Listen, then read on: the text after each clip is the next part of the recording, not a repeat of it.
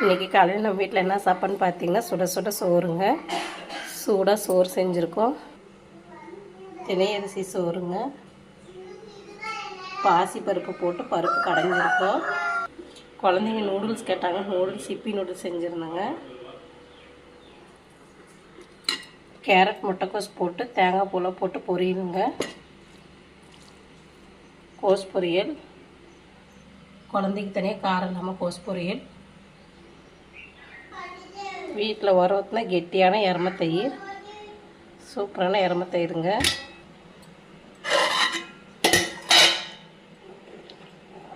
கத்திரிக்காய், முருங்கைக்காய், உருளைக்கிழங்கு போட்டு பருப்பு சாம்பார்.